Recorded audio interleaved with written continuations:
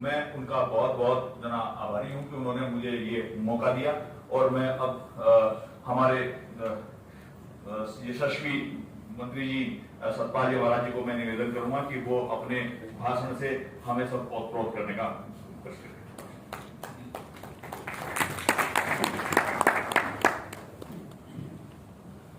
Doctor Rajendra Doval जी, सेठ कुंवर राजस्थाना जी, Shri Prem Kashyap ji, PS मान जी, कोचर जी, रफीक सिद्दीकी जी, राजकुमार पुरोहित जी, मोनिका जोशी जी, श्री अकबर सिद्दीकी जी, doctor Sunil Agarwal जी, श्री राजीव वर्मा जी, doctor Ashwini Kamboj जी और सभी उपस्थित महानुभाव। सबसे पहले तो मैं जो हमारे मेधावी बच्चे पुरस्कृत हुए हैं उनको बहुत बहुत बधाई देना चाहता हूं। उसके साथ साथ मैं अस्ताना जी को भी बहुत बहुत बधाई देना चाहता हूं जिन्होंने हमारे सर्किट्स को संकलित किया, लिपिबद्ध किया, उनके बारे में पूरा विवरण छापा। और ये 3 सर्किट्स जो हैं, इसके साथ साथ और भी सर्किट्स हैं, पर 3 सर्किट्स जो हैं, हमारा भगवती का सर्किट जिसे हम शाक्त सर्किट कहते हैं, शैव सर्किट शंकर भगवान का, और भगवान विष्णु का सर्किट जिसे हम वैष्णव सर्किट कहते हैं, इसको लिपिबद्ध किया है, सूचीबद्ध किया है। ये प्रेरणा मुझे स्कंद पुराण से प्राप्त हुई। स्कंद पुराण में हमारे जो मनीषी थे, ज्ञानी थे, उन्हें पता था कि आने वाले समय में स्थानों के महत्व को लोग समझ नहीं पाएंगे, तो उन्होंने स्कंद पुराण के अंदर पूरा सर्वे करवाया भारतवर्ष का, जिसमें केदार खंड, मानस खंड, कई खंड आते हैं। और वहां जो मंदिर थे उनका पूरा इतिहास लिखते हुए क्या वहां का महत्व था, क्या वहां की चमत्कारिक घटनाएं थी, ये सारा लिखते हुए स्कंद पुराण को लिखा है। आज भी हम जब मंदिरों के इतिहास के बारे में जानना चाहते हैं तो स्कंद पुराण का ही रेफरेंस लेते हैं। तो इसी प्रकार से हमारे यहाँ जैसे पंचबद्री आते हैं, पंचबद्रियों का उल्लेख आता है, पंच केदारों का उल्लेख है, पंच प्रयागों का उल्लेख है। ऐसे ही हमने ये सर्कस बनाए और इनको इस प्रकार से रखा कि इसमें जिला भी आ जाए और एक व्यक्ति पूरे हमारे उत्तराखंड की ट्रैवलिंग करे। बहुत से स्थान ऐसे भी हैं जो उल्लिखित नहीं है, तो उनको वो हमारी जो और सूचना मिलेगी, लिटरेचर जो मिलेगा उसको निश्चित रूप में लोग देख करके और भी सूची मिलेगी। जैसे हम यहां से श्रीनगर जाते हैं, रास्ते में एक स्थान पड़ता है मलेथा। जैसे मलेथा आता है, आप चारों तरफ देखते हैं कि बड़े वहां पर सियारा बने हुए हैं, खेत बने हुए हैं, हरियाली बहुत ज्यादा है। इसका मतलब इट इज इरिगेटेड, वहां पर काफी सिंचाई हो रही है। और हम वहां से निकल जाते हैं, ज्यादा पानी पी लेंगे, वहां झरना बह रहा है, या हम निकल जाएंगे।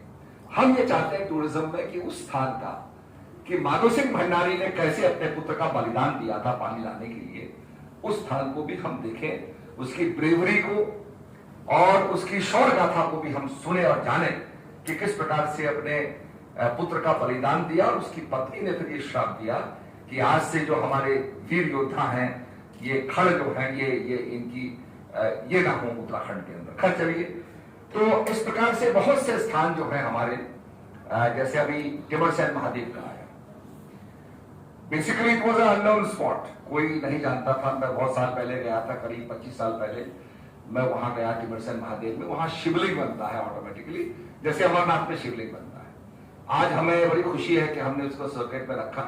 और निश्चित रूप में पांडव जब आए थे तो पांडवों ने वहां पूजा की थी। शिवलिंग का पूरा निर्माण होता है, उसमें वहां गणेश जी भी बनते हैं, कार्तिकेय भी बनते हैं, पार्वती भी बनती है और शिवलिंग का भी होता है, कई लिंग बनते हैं उसमें। तो वो भी ऐसा स्थल है क्योंकि वो नीति घाटी में है। और आज हमारी नीति घाटी खाली होती जा रही है। ये जो सीमांत गांव है, ये गोस्ट विलेजेस टर्न होते जा रहे हैं, खाली होते जा रहे हैं, बड़ा चिंता का विषय है। तो हम चाहते हैं कि यहाँ पर होम स्टे बने और यहाँ पर हमारी तीर्थ यात्रा चालू हो जाए, जिससे कि वहां के लोगों को उनकी इकोनॉमी भी बदले और वहां पर लोगों का आना जाना शुरू हो जाए। तो ये बड़ा इंपॉर्टेंट स्टेप है हमने, तो इसलिए हमने जो ये सर्कस बनाए हैं, ये इस चीज को भी देखते हुए बनाए। उसके साथ साथ कसार देवी का उल्लेख मैं करूंगा। कसार देवी इज अ वेरी हमारे लिए तो एक वरदान है। कसार देवी के अंदर वैन एलन बेल्ट वहां पर जो है एक्सपोज होती है और वहां से एनर्जी निकलती है और वो एनर्जी आपकी हीलिंग करती है। अगर आप नंगे पैर वहां पर घूमें या वहां रहें तो द होल जो वहां की एनर्जी है वो आपकी बीमारी को दूर करेगी, आपको हील करेगी। इस प्रकार का कसार देवी स्थान है।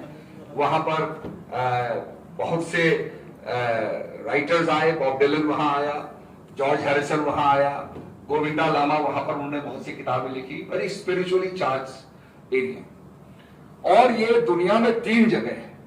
अल्मोड़ा में कसार देवी एक जगह है, दूसरा पेरू के अंदर जो माचू पिचू है ये है, और तीसरा स्टोनहेंज जो आपके ब्रिटेन में है। ये 3 स्पॉट्स के ऊपर वो एनर्जी निकलती है और ये इसकी स्टडी भी की गई। अगर आप कसार देवी या वैन एलन बेल्ट को आप करेंगे गूगल पे टाइप तो आपको पूरी इंफॉर्मेशन मिल जाएगी। जो मैं बता रहा हूं आपकी समझ में आ जाएगा। तो कहने का मतलब कि ये सर्कट्स का हमने प्रचार प्रसार किया। और जैसे 12 ज्योतिर्लिंग है तो 12 ज्योतिर्लिंग को आप देखें तो ये भी एक पूरे एनर्जी एरियाज के अंदर से गुजरते हुए जाते हैं और इससे लोगों को पता चलता है। लोग कहते हैं साहब हमने केदारनाथ के दर्शन कर लिए, अब हम पशुपतिनाथ के दर्शन कर रहे हैं, और धीरे धीरे वो 12 ज्योतिर्लिंग अपने समय में कर लेते हैं। इसी प्रकार से ये जब हमने डेवलप किए उसके बाद क्या हुआ कि बहुत ज्यादा मात्रा में आपके कुमाऊं के एरिया में लोग आने लगे। हमारी आदि कैलाश की यात्रा, उसके बाद गंगोली घाट की यात्रा बड़ी हमारी सफल हुई, चौकड़ी हमारा भरा रहने लगा। तो बहुत से यात्री जो कुमाऊं नहीं जाते थे, जो कि हमारे 4 धाम हमारे गढ़वाल क्षेत्र में ही पड़ते हैं, तो इधर ही का टूरिज्म ज्यादा मैं समझता हूं बूस्टअप होता था। पर इस सर्कट्स के बनने के बाद वो कुमाऊं भी जाने लगे, आदि कैलाश की यात्रा बढ़ गई, बहुत सी हमारे वहां की यात्रा बढ़ गई। तो ये एक बहुत अच्छी बात है। दूसरा, हमने उस स्थान को भी इसमें रखा है जो थोड़ा सा डिस्प्यूट पे पड़ा हुआ है, जिसको नेपाल क्लेम करता है। तो वहां भी एक भगवती का मंदिर है, उसको भी हमने क्लेम किया है। और ठीक उसके सामने व्यास गुफा आती है जहां पर व्यास जी ने बैठ करके तपस्या की। इसी प्रकार से कुमाऊं के अंदर, पिथौरागढ़ के अंदर वेद व्यास का बहुत कुछ वहां पर है। व्यास घाटी ही वहां पर वेद व्यास के नाम पर है। और वहां के जो हमारे लोग रहने वाले हैं, कोटिया लोग जो हैं, वो अपने को व्यास का ही पुत्र मानते हैं। वहां पर ऐसा स्थान है जहां पर कुंती स्वर्ग में चली गई थी शैशव। तो ऐसे ऐसे अलग स्थान आपको मतलब देखने को मिलेंगे। और इस सर्कस के अंदर हमने चीजों को रखा है। त्रिजुगी नारायण को लीजिए, जहां भगवान शंकर और पार्वती का विवाह हुआ, भगवान शंकर पार्वती का विवाह हुआ और कन्या दान जो है वो भगवान विष्णु ने किया। और वहां पर सतयुग से अग्नि जल रही है, ऐसा माना जाता है। तो आप निश्चित रूप में जाएंगे तो त्रिजुगी नारायण में आपको ये सब कुछ देखने को मिलेगा। और उसको हम मैरिज डेस्टिनेशन के रूप में भी आगे डेवलप करना चाहते हैं। तो आने वाले समय में आप देखेंगे कि बहुत सी मैरिजेस वहां परफॉर्म होंगी, उसके लिए भी पूरी फैसिलिटी डेवलप की जा रही है। इसके साथ साथ हमने नवग्रह सर्किट, जहां पर हमारा खरसाली के अंदर शनि मंदिर है, सोमेश्वर महाराज का, शनि महाराज का, और उसका भवन आप देखेंगे और वहां के लोगों से आप बातचीत करेंगे तो उस मंदिर के ऊपर 2 बड़े बड़े पेड़ हैं और एक पर्टिकुलर रात्रि को, एक पर्टिकुलर दिन, पर्टिकुलर समय वो कीर्तन करते हैं और वो डोर फ्लिप होते हैं बिना छुए। एक डेग दूसरी जगह चले जाएगा, दूसरी पहली जगह चले जाएगा। तो ये भी एक चीज है जो लोगों को पता नहीं है। तो ये बहुत सा हम प्रचार प्रसार कर रहे हैं। तो ये बहुत सी चमत्कारिक घटनाएं भी आपको देखने को मिलेंगी। और मैंने हमारे यहाँ तिमुंडा जो होता है, जब भगवान बद्री विशाल के पट खुलते हैं तो तिमुंडा का आवेश एक व्यक्ति में आता है और वो 4 घड़े कम से कम 10-12 भेली गुड़ की खाता है, 4 बोरी चावल खाता है, एक कच्चा बकरा काटा जाता है उसको खाता है। इतना वो सबके सामने खाता है, कम से कम 5000 जनता देखती रहती है। तो जब ये बात मैंने एक जापानीज को बताई, वो एक गाइड था और टूरिज्म के बिजनेस में जुड़ा हुआ था, तो वो देख के बड़ा विस्मित हो गया और कहने लगे अगर आप जो कुछ कह रहे हैं ये सही है तो half of Japan will come here, सारा जापान यहाँ आएगा। पर हमारी दिक्कत है क्या, हम जापान में जाते हैं तो अंग्रेजी में बोलते हैं। वो जापानीज में ही लिटरेचर होना चाहिए, जापानीज में ही हमें समझाना होना चाहिए और जापानीज के स्टाइल के जो होटल्स हैं, सारी चीजें जो है वो हमारे देश में होनी चाहिए। तो इंफ्रास्ट्रक्चर की बहुत जरूरत है। तो ये मैं समझता हूं कि जो हमारा पहला प्रयास है जिसके अंदर हमने काफी सर्किट्स को रखा है। इसमें हमने नागराजा सर्किट भी आया है, इसमें एक ही उल्लेख किया है, तो पूरा नागराजा का सर्किट है। महाशु का पूरा सर्किट है। महाशा 4 भाई हैं जो कश्मीर से आए थे, तो वो महाशु देवता की बड़ी मान्यता है। इसी प्रकार से विवेकानंद जहां जहां गए और हिमालय को देख करके विवेकानंद ने जो प्रेरणा आई वो हमने विवेकानंद सर्किट में डाला है। और आप निश्चित रूप में जाएंगे तो आपको बड़ा विस्मय होगा जब आप मायावती आश्रम में जाएंगे पिथौरागढ़ में, तो विवेकानंद ने अपने हाथ से प्रिंटिंग प्रेस को चलाया और वो वहां पर न्यूज़पेपर प्रिंट कर अपने हाथ से। उसके बाद वो नारायण आश्रम जो है किनारे में, वहां जाकर के वो जो है साधना की, कसार देवी में साधना की। तो ये सब चीजें आपको देखने को मिलेंगी। नाभी धाम जाएंगे तो वहां से थोड़ा सा आगे चलने पर आपको हिमालय का दृश्य दिखाई देगा, जहां स्वयं निराकार जो है ओम लिखता है, उसको कहते हैं ओम पर्वत। उस पर्वत पे ओम लिखा जाता है। तो एक तो पर्वत पे ओम लिखा जाता है, और अगर आप ड्रोन से या हेलीकॉप्टर से आप ब्यास घाट जाएंगे, ऊपर से देखेंगे तो वहां गंगा भी ओम बनाती है और आपको ओम दिखाई देगा। तो कहने का मतलब ये सब चीजें जो है आज टूरिज्म में आना है, प्रचार प्रसार करना है, टूरिज्म में इनको लाना है। और निश्चित रूप में जब जनमानस के बीच में ये चीजें जाएंगी तो लोगों में उत्सुकता जागृत होती है। हमारे 4 धाम यात्रा के बाद आदमी कहता है साहब अब क्या है देखने को। हम जब लंदन जाते हैं, टैक्सी में बैठते हैं, तो उसके आगे बहुत सारे ब्रोशर रखे होते हैं, पैम्फलेट्स रखे होते हैं, कहां कहां देखने का है, कहां कहां शॉपिंग करने का है, सारा लिटरेचर होता है। ये पुस्तिका भी उसी प्रकार का एक लिटरेचर होगा कि जो कहता है कि 4 धाम के बाद मैं कहां जाऊं, क्या देखने को है उत्तराखंड में, उसको पूरी सूची, शाक्त मंदिरों की अगर भगवती को मानता है, शंकर जी को मानता है तो शंकर जी के सारे उसमें मंदिर है, और भगवान विष्णु को मानता है तो भगवान विष्णु के सारे मंदिर है। तो ये सब चीजें हम जनता के आगे रख रहे हैं। मुझे आशा है कि आपको ये पसंद आएंगे।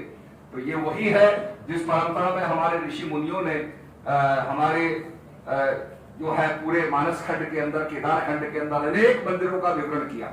जैसे कालीमठ का विवरण आता है, कालीमठ के अंदर आता है कि वहां पर जो ऋषि लोग तपस्या करते थे, चंद्रशिला के प्रकाश में रात्रि को, तो मैं गया, मैंने देखा, उस शिला को भी देखा, मैंने कहा इसमें से प्रकाश कैसे निकल रहा है। फिर मेरी समझ में आया कि यहाँ पर पत्थर है कुछ ऐसे जो रात को चमकते हैं, जिनके अंदर वो होता है, रेडियम होता है, रेडियम कंटेंट होता है। तो वो रेडियम कंटेंट वाला पत्थर है जो रात्रि को प्रकाशित होता है, हल्का सी ग्लो निकलती है और उससे जो है सब कुछ दिखाई देता है।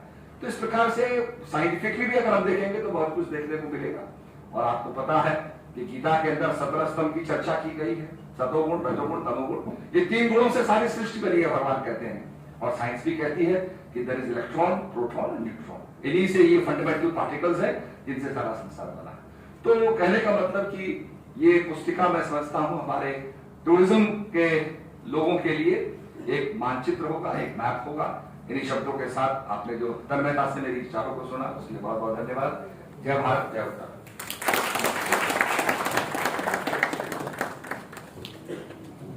बहुत बहुत धन्यवाद महाराज जी।